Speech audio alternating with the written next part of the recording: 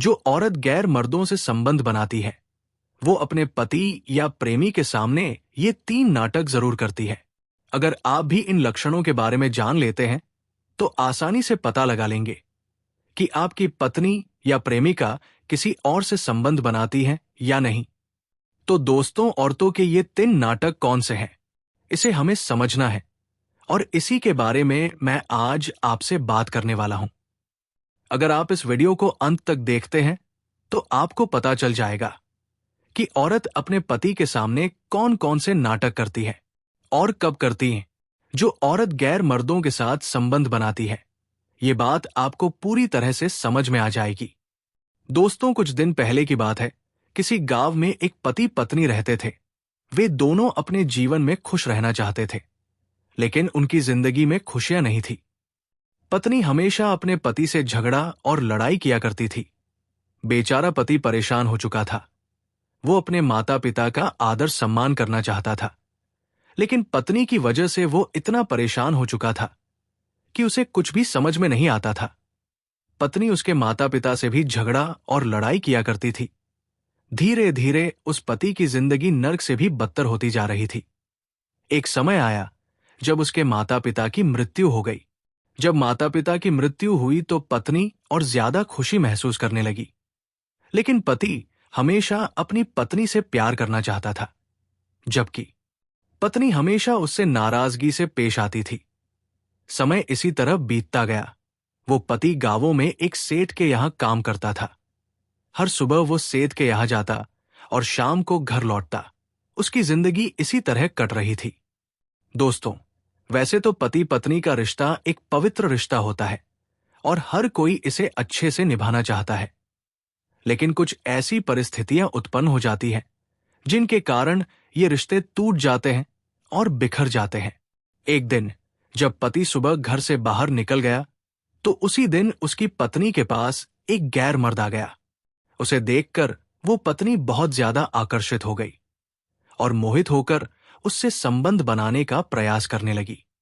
वो तरह तरह के नाटक करने लगी, जिससे वो व्यक्ति समझ गया कि ये स्त्री क्या चाहती है।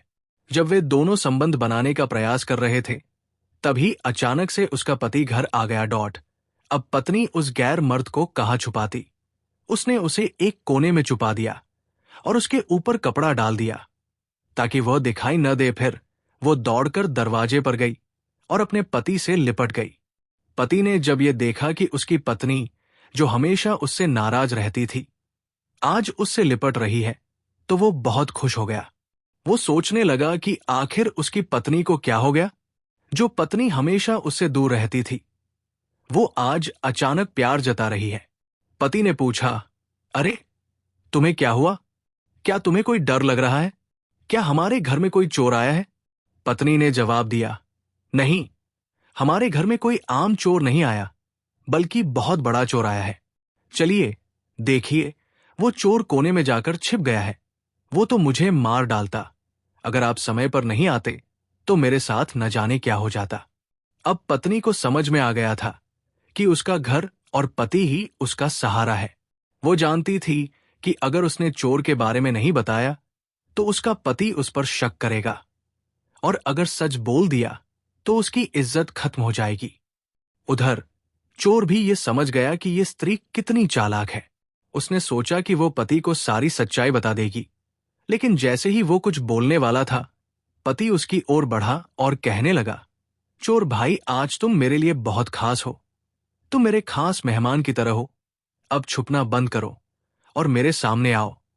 फिर पति ने चोर को बाहर निकाला और उसका धन्यवाद किया। उसने कहा, चोर भाई, तुम मेरी जिंदगी में इसलिए खास बन गए हो क्योंकि मेरी शादी को कई साल हो चुके हैं, लेकिन मेरी पत्नी हमेशा मुझसे नाराज रहती थी। तुम्हारी वजह से आज मेरी पत्नी मुझसे प्रेम करने लगी है। हमारी जिंदगी में कोई संतान भी नहीं है। मैं अपनी पत्नी से बहुत प्यार करता हूं, लेकिन वो हमेशा मुझसे दूरी बनाए रखती थी। लेकिन आज तुम्हारी वजह से हमारी शादीशुदा जिंदगी फिर से अच्छी हो गई है।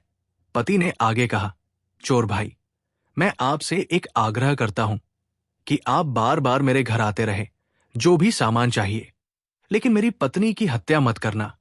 और हां, आपको कोई भी नहीं रोकेगा। बस आपको बार बार आना होगा, ताकि मेरी पत्नी आपको देखकर डर जाए और मेरे पास आकर लिपट जाए। इस तरह हमारे बीच प्यार बना रहेगा और हमारी जिंदगी फिर से खुशहाल हो जाएगी। चोर ने जब यह सुना कि पति इस तरह की बातें कर रहा है, तो उसने कहा, भाई, मैं आपसे वादा करता हूं कि मैं आपके घर बार बार आऊंगा, लेकिन मैं आपके घर से कोई सामान चोरी नहीं करूंगा। मैं बस आता जाता रहूंगा। अब आप निश्चिंत होकर सेठ के यहां काम कर सकेंगे। ये कहकर चोर चला गया।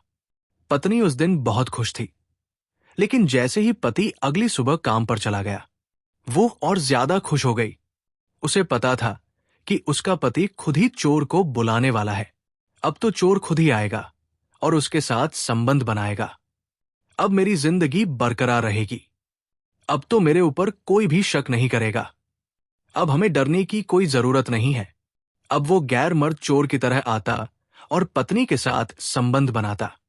धीरे धीरे ये सिलसिला चलता रहा। उधर पति सेठ के यहां काम करके आता और पत्नी हमेशा उसी तरह प्रेम जताती।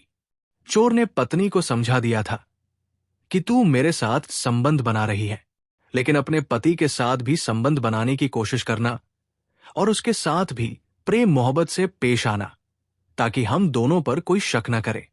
लेकिन पत्नी तो हमेशा अपने पति से नाराज रहा करती थी। धीरे धीरे समय बीतता गया। एक दिन जब पति काम करके घर आ रहा था, तो वो बहुत गुस्से में था। शायद सेठ ने उसे कुछ कह दिया था। वो घर आकर भोजन पानी तक नहीं कर रहा था। ये देखकर पत्नी को थोड़ी नाराजगी हुई, लेकिन उसने सोचा कि जाने दो, मैं इसकी इज्जत और प्रतिष्ठा का ख्याल नहीं रखूंगी। उसने अपने पति से ये भी नहीं पूछा कि उसके साथ क्या हुआ, लेकिन अपने मन में तरह तरह की बातें सोच रही थी। जब पत्नी से ये सब नहीं सहा गया, तो वो चुपचाप उसके पास जाकर बैठ गई और उसकी बातें सुनने लगी। पति लगातार सेठ के बारे में बड़बड़ाए जा रहा था। तभी पत्नी उससे कहने लगी, क्या हुआ? आज आप सेठ के बारे में इतनी गलत बातें क्यों बोल रहे हैं? पति ने गुस्से में कहा, क्या बताओ, सेठ ने आज मेरे साथ अनर्थ कर दिया। उसका कहना है कि मैं दिन में तो काम करता ही हूं, लेकिन अब मैं रात में भी उसके घर पर रहकर काम करूं। तुम ही बताओ, मैं दिन भर काम करता हूं, अब रात में कैसे काम कर सकता हूं? अगर मैं रात में भी काम करूंगा, तो तुम्हारे साथ प्रेम से कब पेश आऊंगा? तुम्हारे साथ प्यार कब करूंगा? तब पत्नी ने समझाने के लहजे में कहा, सुनिए जी, सेठ जो कह रहा है वो हमारे भले के लिए ही कह रहा है। वो जानता है कि हम गरीब हैं। अगर हम ज्यादा काम नहीं करेंगे तो हमारी रोजी रोटी कैसे चलेगी? हमारा पालन पोषण कैसे होगा? सेठ हमारे फायदे के लिए ही आपको रात में काम करने को कह रहा है, लेकिन आप उसकी बातों से बहुत ज्यादा नाराज हो गए। अगर मेरी मानो तो रात में भी काम करो, ताकि हमें 2 गुने पैसे मिले और हमारी जिंदगी और अच्छे से कटे। पत्नी की ये बात सुनकर पति मान गया और बोला, बस तुम्हारे मुंह से ये बात सुन ली, अब और कुछ सुनने की जरूरत नहीं। अब मैं दिन रात काम करने के लिए तैयार हूं। इसके बाद पत्नी ने उसे भोजन पानी दिया और प्रेम जताने लगी। पत्नी ये सब इसलिए कर रही थी क्योंकि वो गैर मर्दों से संबंध बनाती थी। चोर ने उसे सिखाया था कि अपने पति से भी संबंध बनाए रखो, ताकि किसी को शक न हो। इस तरह पति रात में काम करने लगा। जब वो रात भर काम करके सुबह घर आता, तो देखता कि दरवाजा बंद होता है। रात में भी दरवाजा बंद ही रहता था। पत्नी हमेशा गैर मर्द के साथ संबंध बनाने में व्यस्त रहती थी। उसकी जिंदगी अब बस यही रह गई थी। दोस्तों, एक स्त्री और पुरुष अगर हद से ज्यादा संबंध बनाने लगे, तो उनका मानसिक संतुलन बिगड़ जाता है। वे सिर्फ इसी चीज के बारे में सोचते रहते हैं। शारीरिक जरूरतों को पूरा करना जरूरी होता है, लेकिन अगर कोई इसे हद से ज्यादा भोग विलास में बदल दे, तो उसका जीवन बर्बाद हो जाता है। धीरे धीरे पति महीनों तक सेठ के यहां काम करता रहा। सेठ ने देखा कि ये बेचारा बहुत मेहनत कर रहा है और उसका मानसिक संतुलन बिगड़ने लगा है। उसे आराम की जरूरत थी। वो सुबह शाम काम कर रहा था, तो कब सो पाएगा? इसलिए सेठ ने कहा, तुम अपने घर जाओ, मैं तुम्हें 1 महीने की छुट्टी दे रहा हूं, नहीं तो तुम्हारी तबीयत खराब हो जाएगी। जब पति घर पहुंचा तो उसने देखा कि उसकी पत्नी बहुत ज्यादा कमजोर हो चुकी थी। जो चोर हर रात घर आता था वो भी दुबला पतला हो गया था। दोनों को देखकर पति के मन में अजीब ख्याल आया। उसने पूछा, आखिर आप दोनों की हालत इतनी खराब कैसे हो गई? मेरी पत्नी भी इतनी कमजोर क्यों हो गई? और तुम चोर भाई, तुम भी इतने कमजोर क्यों लग रहे हो? चोर बहुत चालाक था। उसने तुरंत जवाब दिया, भाई, मैंने आपसे वादा किया था कि मैं आपके घर आता रहूंगा, लेकिन चोरी नहीं करूंगा। जब आप रात में घर पर नहीं होते तब भी आपकी पत्नी बहुत डरती थी, इसलिए मैं यहां आता जाता था और आपकी पत्नी की रखवाली करता था। लेकिन आधी रात में जब मुझे भूख लगती थी तो मैं कुछ खा नहीं पाता। आपके घर में रहते हुए मैं रात को भोजन नहीं कर सकता था। इसी वजह से मैं कमजोर हो गया। इसके बाद चोर ने पत्नी से कहा, तुम अपने पति को बताओ कि तुम इतनी कमजोर क्यों हो गई? पत्नी पहले से ही बहुत चालाक थी। चोर ने उसे समझा दिया था कि जब लोग हमसे हमारे कमजोर होने का कारण पूछेंगे तो हमें कोई ना कोई बहाना बना लेना चाहिए। इसलिए पत्नी ने तुरंत कहा, यह चोर कई रूप बदलकर हमारे घर आता था। वो हमें डराने की कोशिश करता था। इसी वजह से मेरा मानसिक संतुलन बिगड़ गया और मेरी हालत खराब हो गई। डर के मारे मेरा शरीर कमजोर हो गया। वो दिन में कम डराता था, लेकिन रात में बहुत ज्यादा डराता था। इसलिए मैं इतनी कमजोर हो गई हूं। लेकिन मैं तुमसे कहती हूं कि अब तुम रात में काम करने मत जाओ। पति ने पत्नी को भरोसा दिलाते हुए कहा, चिंता मत करो, सेठ ने मुझे 1 महीने की छुट्टी दे दी है। अब मैं पूरा 1 महीना तुम्हारे साथ रहूंगा। ये सुनते ही चोर और पत्नी दोनों के चेहरे का रंग उड़ गया। उन दोनों के चेहरों की हंसी एकदम खत्म हो जाती है। चोर कहता है, भाई, ये क्या कह रहे हो? अगर 1 महीने तक आप काम नहीं करोगे तो क्या खाओगे? पत्नी भी कहने लगी, हाँ, आप ही बताए, हम लोग गरीब परिवार से हैं। अगर हम मेहनत मजदूरी नहीं करेंगे तो हमारा भोजन पानी कहां से आएगा? और 1 महीना तो बहुत लंबा समय होता है। तभी पति मुस्कुराते हुए कहने लगा, तुम्हें चिंता करने की जरूरत नहीं है। सेठ ने हमें 1 महीने की मजदूरी पहले ही दे दी है। अब पत्नी और चोर हैरान हो गए, लेकिन वे कर भी क्या सकते थे? चोर वहां से चला जाता है और अपने घर लौट आता है, जबकि पत्नी अपने पति के साथ रहने लगती है। 1-2 दिन बीतते हैं और अब पत्नी बेचैन हो जाती है। कहते हैं कि अगर कोई स्त्री किसी गैर पुरुष के साथ संबंध बना ले तो वो उसी की ओर आकर्षित हो जाती है, और जब तक वो पुरुष उसके साथ शारीरिक संबंध न बनाए तब तक उसे बेचैनी महसूस होती है। ठीक यही हाल उस चोर के साथ भी हो रहा था। वो अपने घर जाता जहां उसकी पत्नी भी थी, लेकिन जब वो अपनी पत्नी के साथ संबंध बनाता तो उसे संतुष्टि नहीं मिलती। अब दोनों बेचैन हो गए थे। चोर ने रात में आना बंद कर दिया था, क्योंकि उसे लगा कि पति रात में घर पर ही रहता है। अब वो सोचने लगा कि किस बहाने से वहां जाए, लेकिन चोर से अब और रहा नहीं गया। वो आया और पति को बुलाकर कहने लगा, भाई, आप तो मुझे भूल ही गए हो। आप तो कहते थे कि मैं जब चाहूं आपके घर आ सकता हूं, लेकिन अब आप मुझे बुलाते भी नहीं। तभी पति कहने लगा, अरे चोर भाई, मैंने ऐसा कुछ भी नहीं कहा। मैंने अपनी पत्नी से भी यही कहा था कि चोर भाई आजकल हमारे घर क्यों नहीं आ रहे हैं, लेकिन वो भी कह रही थी कि पता नहीं आप क्यों नहीं आ रहे। आप हमेशा दिन में आया करो। जब आप आते हो तो मेरी पत्नी मुझसे और ज्यादा प्रेम करती है और हमारे बीच प्रेम बढ़ जाता है। लेकिन पति ने आगे कहा, अगर आप नहीं भी आते हो तब भी मेरी पत्नी मुझसे उतना ही प्रेम करती है। पर मैं देख रहा हूं कि ये 2 दिनों से मेरी पत्नी उतना प्रेम नहीं कर रही है। चोर कहने लगा, भाई, मैं हमेशा आपके घर आऊंगा, लेकिन अब सिर्फ दिन में आऊंगा, रात में नहीं। चोर की बात सुनकर पति कहने लगा, ठीक है, आप दिन में ही आना। अब चोर दिन में आने लगा, लेकिन मौके की तलाश करता रहता था। पत्नी भी मौके की तलाश में थी, लेकिन पति घर से बाहर नहीं जाता था, जिससे उन दोनों की बेचैनी बढ़ती जा रही थी। एक दिन चोर ने सोचा कि किसी तरह से पति को घर से बाहर भेजना पड़ेगा। उसने पति से कहा, भाई, मैंने सुना है कि सेठ जिसके यहां तुम काम करते हो वो अपने कामगारों को मुफ्त में पैसे दे रहा है। क्या तुम्हें सेठ ने पैसे नहीं दिए? पति ने जवाब दिया, चोर भाई, मुझे तो ऐसी कोई सूचना नहीं मिली। अगर ये बात सही हुई तो मैं अभी जाकर सेठ से पैसे लेकर आता हूं। तब तक चोर ने सोचा कि अगर पति घर से बाहर निकल जाएगा तो वो उसकी पत्नी के साथ संबंध बना सकता है। जब पति सेठ के पास चला जाता है तो चोर तुरंत पत्नी के पास पहुंचता है और उसे गले लगा लेता है। दोनों के अंदर शारीरिक संबंध बनाने की तीव्र भावना उत्पन्न होने लगती है और वे दोनों शारीरिक संबंध बना लेते हैं। जब चोर संबंध बनाकर घर से बाहर निकल रहा था तो पत्नी रो रही थी और कह रही थी, तुम मुझे छोड़ चुके हो, मैं तुम्हारे साथ कहीं और रहना चाहती हूं। मैं इस आदमी के साथ 1 महीना कैसे बिता पाऊंगी? तब चोर कहने लगा, लेकिन तुम मेरे साथ जाओगी तो कहाँ रहोगी? मेरी भी एक पत्नी है और मैं कोई पैसा भी नहीं कमाता हूं। तुम यही रहो, यही तुम्हारे लिए ठीक रहेगा, लेकिन मैं कम से कम तुम्हारी जरूरत तो पूरी कर ही रहा हूं। पत्नी ने कहा, हम तो यही चाहते हैं कि रात में भी तुम मेरे साथ रहो। लेकिन चोर कहने लगा, नहीं, ऐसा नहीं हो सकता। कम से कम 1 महीने तक हमें यह समय काटना ही पड़ेगा। इतना कहकर चोर चला जाता है।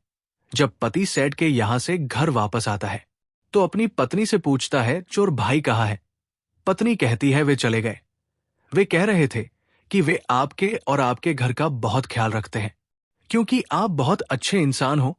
पति कहने लगा, लेकिन चोर भाई ने जो बातें बताई वे गलत थी। पत्नी कहने लगी, हो सकता है कि उन्होंने ये बातें किसी गैर पुरुष से सुनी हो। सुबह होते ही जब चोर आता है तो पति उससे पूछता है, चोर भाई, आपने मुझे सेठ के पास भेजा था, लेकिन वहां तो सेठ किसी को भी पैसे नहीं दे रहा था। चोर कहता है, भाई मुझे माफ कर दो, मैं एक आदमी की बातों में आ गया था। वो कह रहा था कि सेठ गरीब लोगों को मुफ्त में पैसे दे रहा है। मुझे लगा कि तुम भी वहां काम करते हो, इसलिए मैंने सोचा कि तुम्हें ये बात बतानी चाहिए। मुझे माफ कर दो। पति कहने लगा, भाई, इसमें माफी मांगने की कोई जरूरत नहीं है। तुम तो मेरा बहुत अच्छे से ख्याल रखते हो, मेरी पत्नी का भी ख्याल रखते हो और मेरे घर का भी ख्याल रखते हो। तुम हमेशा हमारे घर आते रहो ताकि हमारे घर में खुशियां बनी रहें। धीरे धीरे महीने का अंत आ रहा था, लेकिन अब वो स्त्री और अधिक बेचैन हो चुकी थी। वो उस चोर के साथ ही रहना चाहती थी। दूसरी ओर चोर भी बेचैन हो गया था क्योंकि उसकी पत्नी उसे छोड़कर मायके चली गई थी। अब वो अपनी पत्नी के साथ भी शारीरिक संबंध नहीं बना पाता था, जिससे उसकी बेचैनी बढ़ती जा रही थी। अब उसने एक तरकीब सोची और सोचने के बाद उस स्त्री के पास आया। आने के बाद उसने उसके पति से कहा, भाई, मैं सोच रहा हूं कि अमीर सेठ के यहां काम करने से आपकी जिंदगी अच्छे से व्यतीत नहीं होगी। आप वहां काम करते करते थक जाएंगे। लेकिन हमारे गांव में एक बुजुर्ग व्यक्ति रहते हैं। उनके बेटे प्रदेश में रहते हैं और वे खुद खेती बाड़ी संभालते हैं। आप उन्हीं के पास जाओ और कहो कि मुझे भी खेती संभालने का मौका दे। मैं आपकी पूरी खेती संभालूंगा और उसमें से जो अन्न जल प्राप्त होगा उसे लेकर अपना जीवन व्यतीत करूंगा। पति चोर की बात सुनकर संतुष्ट हो जाता है और कहता है, चोर भाई, आप तो बहुत अच्छी बातें कर रहे हो, मैं भी यही सोच रहा था। फिर वो उस बुजुर्ग व्यक्ति के पास चला जाता है। जब वो बुजुर्ग व्यक्ति के पास जाता है तभी चोर उस स्त्री से कहने लगता है, हे प्रिय, मैं तुम्हारे लिए 3 बातें लेकर आया हूं। अगर ये 3 बातें तुम अपने पति के साथ अपनाओगी तो हो सकता है कि वो तुमसे दूरी बनाने लगे और हमारे संबंध इसी तरह जारी रहे। इसके बाद चोर कहने लगा, जब भी तुम्हारा पति बहुत ज्यादा नाराज हो और दुख तकलीफ में हो तो उसकी इज्जत और प्रतिष्ठा का ख्याल मत रखना, उसे गाली देना, उसकी इज्जत मत करना। फिर उसने दूसरी बात बताई, अगर तुम्हारा पति बहुत ज्यादा नाराज हो और सिर्फ तुम्हारे समझाने से ही मानता हो तो उसे मनाने का प्रयास मत करना, उसे उसकी नाराजगी में ही छोड़ देना। इसके बाद उसने तीसरी बात बताई, तुम्हें बार बार अपने पति की तुलना गैर पुरुषों से करनी है और कहना है कि गांव के बाकी पुरुष तुम्हारे जैसे हैं, लेकिन वे विदेश काम कर रहे हैं और खूब पैसे कमा रहे हैं। उनकी पत्नियों की जिंदगी कितनी अच्छी हो गई है। अगर तुम ये 3 नाटक करोगी तो तुम्हारा पति खुद ही तुम्हारी जिंदगी से चला जाएगा और मैं तुम्हारी जिंदगी में आ जाऊंगा। दोस्तों, वह स्त्री ये बातें भली भांति समझ जाती है। जब उसका पति उस बुजुर्ग व्यक्ति के पास से लौट कर आता है तो स्त्री पहले की तरह उसे गले नहीं लगाती और उसे गालियां देने लगती है। पति ये सब देखकर चौंक जाता है और कहता है, हे प्रिया, ये क्या हुआ? पहले तुम मुझे प्यार से गले लगा लेती थी, लेकिन आज ऐसा व्यवहार क्यों कर रही हो? स्त्री कहने लगी, क्या हुआ? तुम एक बुजुर्ग व्यक्ति के पास खेत मांगने गए थे। क्या उन्होंने तुम्हें खेत दिया? तुम्हारी तो कोई इज्जत ही नहीं है, तो मैं तुम्हारी इज्जत क्यों करूं? पति ने शांत होकर कहा, प्रिया, अगर उन्होंने खेत नहीं दिया तो इसमें मेरी क्या गलती है? स्त्री गुस्से से बोली, सारी गलती तुम्हारी ही है। जाओ, आज मैं तुमसे बहुत नाराज हूं। इसके बाद स्त्री अपने पति को बार बार गालियां देने लगी। इससे पति बहुत ज्यादा आहत हुआ। अब उसने भोजन पानी तक छोड़ दिया, लेकिन स्त्री ने उसे मनाने का कोई प्रयास नहीं किया। पति सोचने लगा, हमेशा मेरी पत्नी मुझे मनाती थी, मेरे साथ अच्छे से पेश आती थी, लेकिन आज वो ऐसा व्यवहार क्यों कर रही है? लेकिन स्त्री ने उसे मनाना पूरी तरह से बंद कर दिया। आखिर में उसने अपने पति की तुलना बार बार दूसरे पुरुषों से करनी शुरू कर दी और कहा, गांव के बाकी पुरुष अपनी पत्नियों के साथ नहीं रहते, बल्कि विदेश जाकर पैसे कमाते हैं। उनकी पत्नियों की जिंदगी कितनी बदल चुकी है, लेकिन तुम कुछ नहीं कर सकते। पति बहुत ज्यादा नाराज हो गया और कहने लगा, अगर तुम्हें यही चाहिए तो मैं भी कल से विदेश जाकर काम करूंगा। ये सुनकर पत्नी खुशी से कहने लगी, ठीक है, अगर तुम विदेश में काम करोगे तो मैं तुम्हारे साथ अच्छे से पेश आऊंगी। इसके बाद पति प्रदेश में काम करने चला जाता है। अब स्त्री चोर के साथ और भी ज्यादा घुल मिलकर रहने लगती है और उसी के साथ अपना जीवन व्यतीत करने लगती है। जब चोर की पत्नी को इस बारे में पता चलता है तो वो गुस्से में उस स्त्री के पास जाती है और उसे गालियां देती है। वो कहती है, एक स्त्री होकर भी दूसरी स्त्री का दुख और दर्द नहीं समझ पा रही। तू कैसी औरत है? तुझे तो स्त्री कहलाने का भी हक नहीं है। तू गैर पुरुषों के साथ संबंध बना रही है। तुझे शर्म नहीं आती? इतना कहकर वो उस चरित्रहीन स्त्री को थप्पड़ मार देती है। चोर बहुत ज्यादा दुखी था, लेकिन वो अपनी पत्नी से बहुत ज्यादा डरता था। उसकी पत्नी उसे भी गालियां देती थी और मारने का प्रयास करती थी। इससे चोर 2 दिन तक उस स्त्री के पास नहीं गया। अब स्त्री से रहा नहीं गया और वो खुद उसके घर पहुंच गई। जब वो घर पहुंची तो चोर की पत्नी ने उसे एक कमरे में बंद कर दिया और उसकी खूब पिटाई की।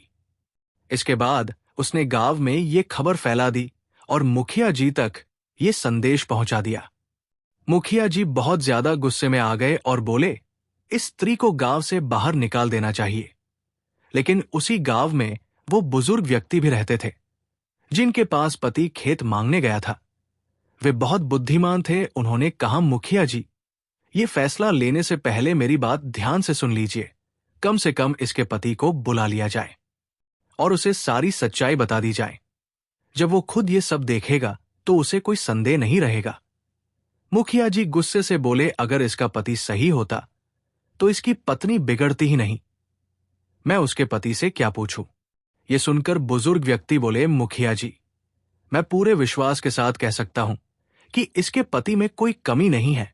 अगर उसे इस बारे में जानकारी होती तो उसकी पत्नी कभी इस तरह से नहीं बिगड़ती। कम से कम मेरी बात मानकर उसके पति को बुला लीजिए।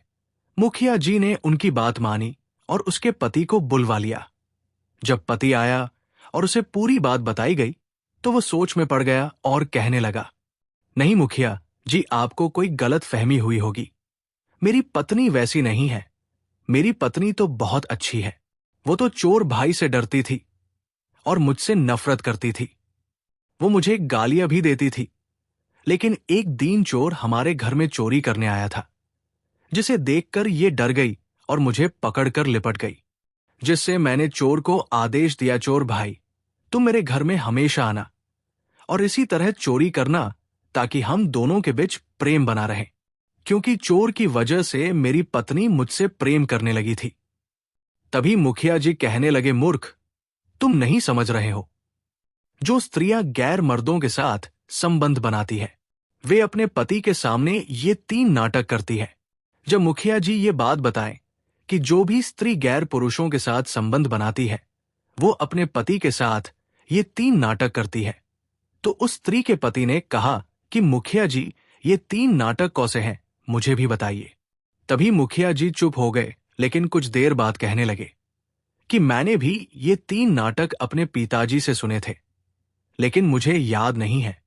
तभी वो बुजुर्ग व्यक्ति मुस्कुराने लगे और कहने लगे कि मुखिया जी, लेकिन वो 3 नाटक मुझे याद है और मैं भी अपने पिताजी से सुना था, क्योंकि मेरे पिताजी बताते थे कि बेटे, स्त्रियों के चरित्र पर भरोसा नहीं किया सकता है।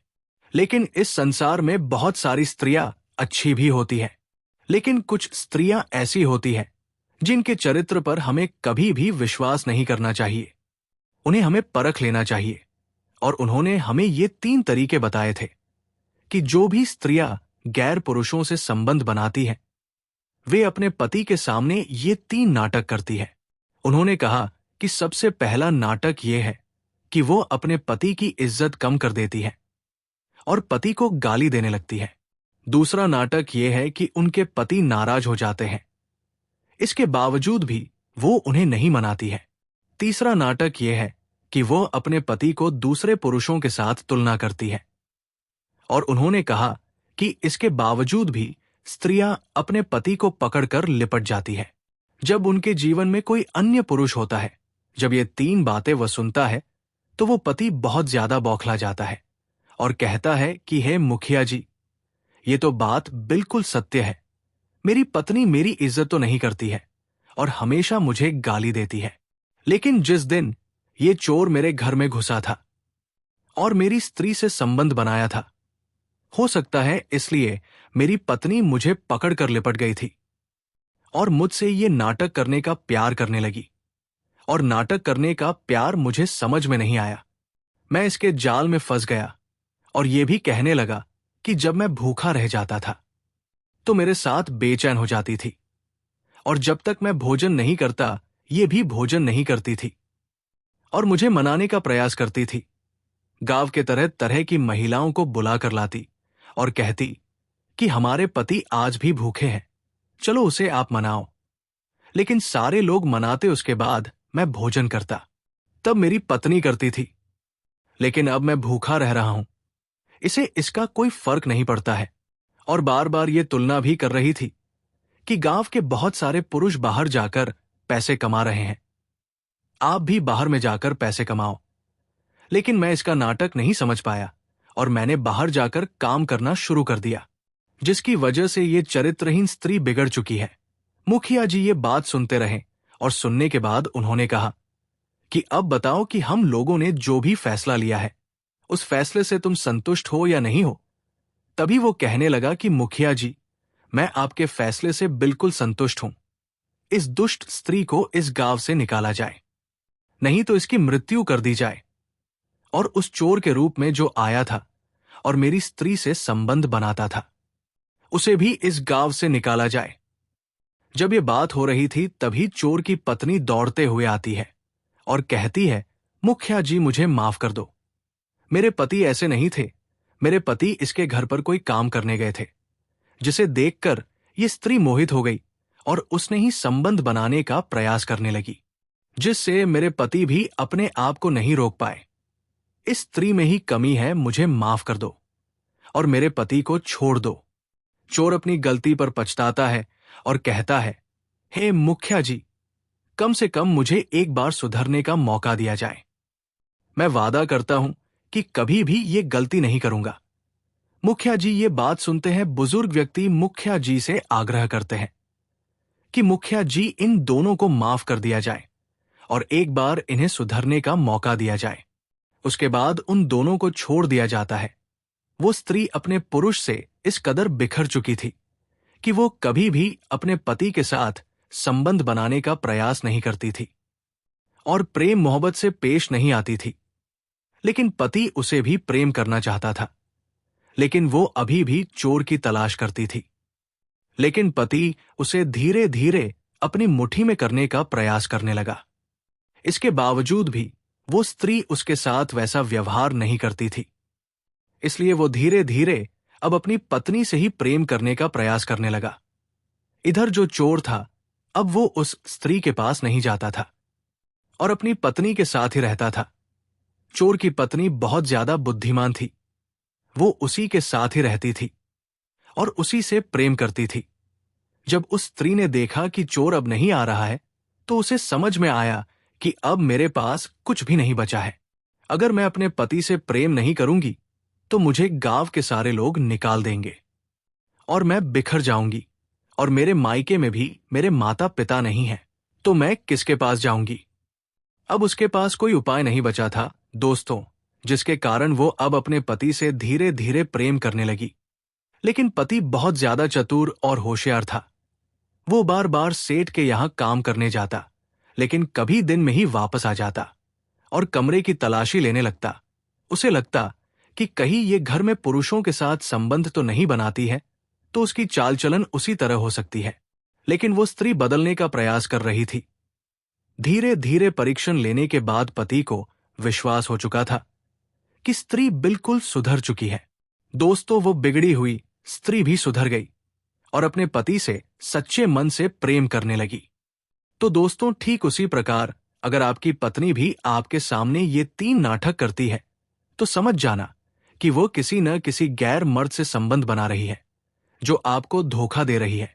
आपको उस धोखे से बचने के लिए आपको स्त्री को परख लेना चाहिए, उसे जान पहचान कर लेनी चाहिए। और अगर आप ये काम कर लेते हो, तो आपको विश्वास हो जाएगा कि आपकी पत्नी या आपकी प्रेमिका चरित्रहीन नहीं है। तो दोस्तों, मैं सारी स्त्रियों के बारे में ये बातें नहीं कह रहा हूं कि सभी स्त्रियों में ये 3 नाटक होते हैं और वे गैर मर्दों से संबंध बनाती हैं।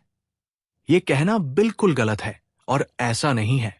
लेकिन कुछ स्त्रियों में अगर ये लक्षण होते हैं, तो हमें समझ जाना चाहिए कि वो हमसे कुछ ना कुछ छल कर रही है। दोस्तों, आपको ये वीडियो पसंद आई हो तो इस वीडियो को एक लाइक करके हमारे चैनल सुखी संसार को भी सब्सक्राइब कर लें। साथ ही कमेंट में जय माता लक्ष्मी जरूर लिखें। दोस्तों, जाते जाते मैं आपसे ये अनुरोध करता हूं कि आप हमेशा अपनी पत्नी के साथ सुख शांति से रहें, और पत्नी से भी यही अनुरोध है कि वो अपने पति के साथ अच्छे से रहें और उसी के साथ प्रेम भाव से रहें। धन्यवाद।